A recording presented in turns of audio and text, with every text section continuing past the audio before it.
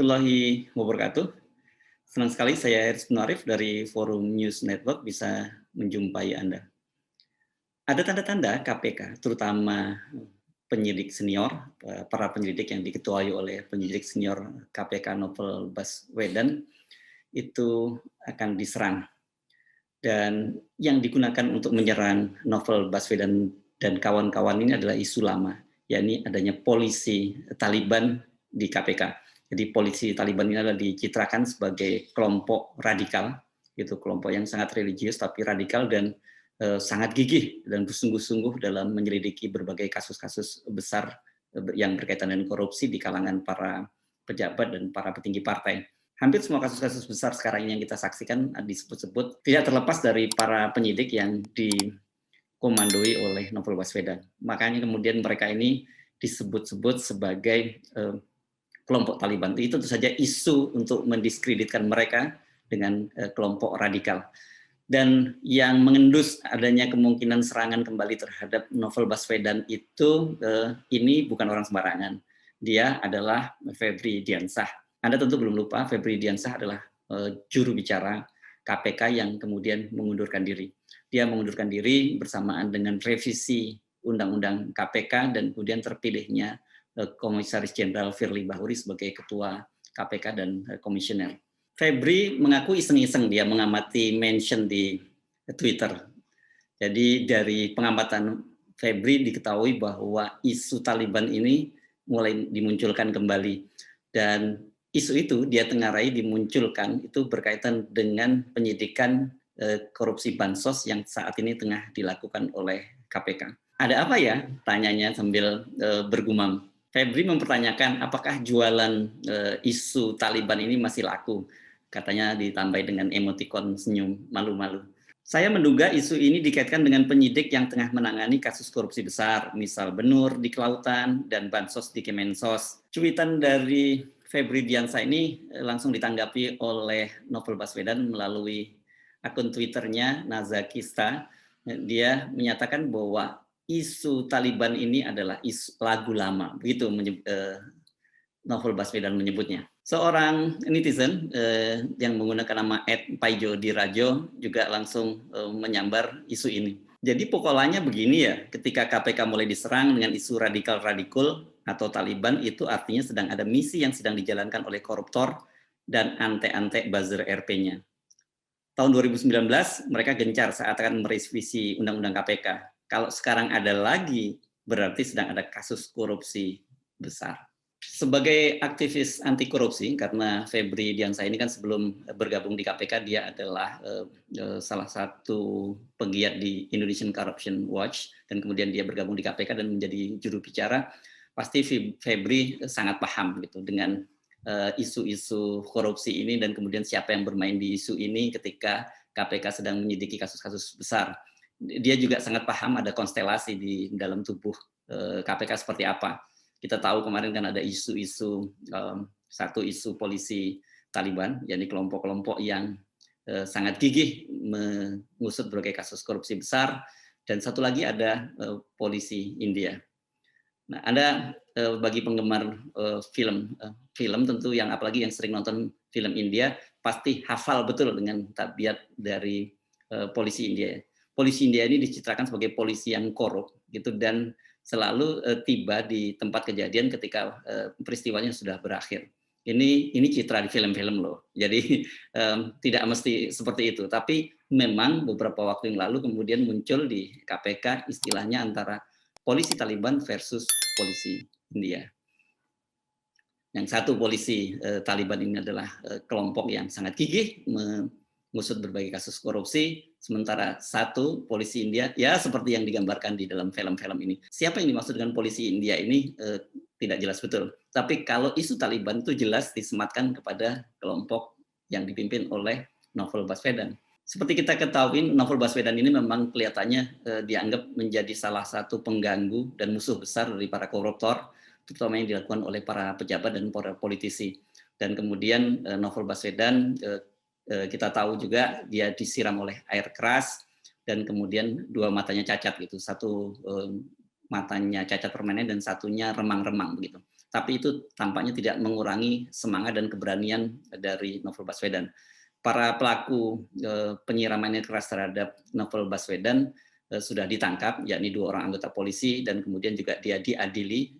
Tetapi banyak yang merasa kecewa dan tidak puas karena 2 orang polisi ini dihukum sangat ringan, padahal kejahatan yang dilakukan itu sangat membahayakan. Satu, membahayakan keselamatan jiwa orang lain, dan kedua, ini kan dianggap menghalang-halangi pemberantasan korupsi, sebuah kasus kejahatan yang disebut sebagai extraordinary crime. Jadi merupakan kejahatan yang luar biasa yang harus diberantas.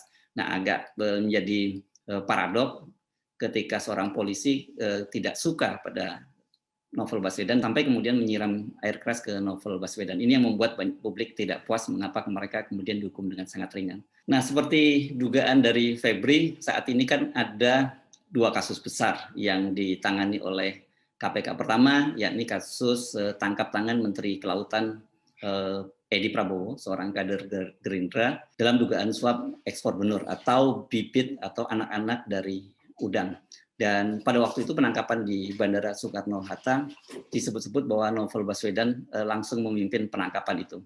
Tapi ada kasus lagi yang belakangan yang paling besar, yang paling bikin heboh, tentu saja adalah kasus Bansos yang melibatkan Wakil Bendahara Umum DPP PDIP Juliari Batubara yang menjadi medsos. Pada waktu itu Juliari juga ditangkap tangan dan sekarang kasusnya sedang diproses oleh KPK. Tetapi kemudian media, terutama Tempo ini mengungkap ada kasus besar rupanya di dalam kasus Bansos KPK ini. Sejumlah elit politik di PDIP itu diduga terlibat dalam pengadaan paket Bansos atau disebut mendapatkan kuota jumbo dalam paket Bansos ini. 2 orang yang namanya langsung disebut oleh Tempo berdasarkan investigasinya adalah Ketua Komisi 3 Herman Heri dan Wakil Ketua Komisi 8 Ihsan Yunus. Saya tidak tahu apakah ada hubungannya atau tidak. Ihsan Yunus kan sekarang sudah digeser, dia tidak lagi menjadi Wakil Ketua Komisi 8, tapi dia sekarang dipindah menjadi anggota biasa di Komisi 2. Komisi 8 ini menangani agama dan Kementerian Sosial. Jadi wajar kalau kemudian dia mendapat paket kuota jumbo yang disebut-sebut oleh Tempo. Tetapi di luar 2 nama itu, sekarang ini tentu saja yang beberapa kali menjadi trending topic, yaitu adanya 1 orang elit politik PDIP yang juga mendapat kuota jumbo. Tempo menyebutnya dengan inisial sebagai Madam, gitu. Dan kita tahu bahwa tentu saja Madam ini orang langsung berasosiasi ini tentu saja seorang wanita. Dan kemudian kalau disebutkan bahwa khusus untuk kuota paket yang diperoleh oleh Madam ini Mensos Juliari tidak memungut sama sekali fee, padahal sebenarnya yang lain-lain di luar PDIP itu setiap paket bansos itu dipungut fee oleh Mensos, maka khusus untuk Madam ini Juliari tidak memungut fee. Tentu saja ini sangat istimewa dong, Madam ini. Seorang menteri sekelas Juliari yang posisinya juga tinggi di PDIP tidak berani memungut fee atau mengistimewakan Madam ini. Spekulasi macam-macam, tapi saya mengingatkan pada Anda, ini karena dugaan korupsi semacam ini mesti hati-hati, jangan sampai kemudian trial by the press, artinya pengadilan melalui media ini sangat terlarang. Hanya saja memang Tempo sudah memberi kisi-kisi. Herman Heri, Juliari Batubara, dan Ihsan Yunus itu adalah geng satu kelompok dengan Ketua DPR RI Puan Maharani. Dan sementara ada kelompok lain, yakni geng dari Sekjen DPP PDIP Hasto Kristianto yang katanya juga minta paket bansos, minta jatah kuota paket bansos, tapi tidak memperolehnya. Tapi kemudian saya mau sekali lagi mengingatkan Anda, jangan kemudian mengambil kesimpulan bahwa Madam itu adalah Puan Maharani. Ini kalau Anda sebut di media sosial itu Anda bisa terkena undang-undang UU ITE gitu. Ini hati-hati. Tapi jadi kita ikuti saja nih prosesnya. Tapi yang jelas sudah ada clue dari investigasi yang dilakukan oleh koran Tempo. Kita lebih aman kita menyebut saja sebagai Madam, atau kalau Anda lebih nyaman menyebutnya sebagai Madam Bansos. Kembali ke dugaan yang disampaikan oleh mantan juru bicara KPK Febri Diansah. Dia mengajak kepada rakyat Indonesia yang masih mencintai keadilan, masih ingin korupsi diberantas, untuk mendoakan para penyidik di KPK ini yang saat ini sedang bersungguh-sungguh. Mereka serius menyidik kasus-kasus besar. Dia mengingatkan bahwa jangan lupa Itu banyak sekali kasus besar selain kasus ekspor benur dan juga bansos di Kemensos tadi. Kader PDIP yang lain misalnya Harun Masiku kan sampai saat ini masih buron. Dia disebutkan tanggal dinyatakan sebagai buron itu tanggal 17 Januari. Jadi kata Febri pada tanggal 17 Harun Masiku itu berulang tahun. Ada saja.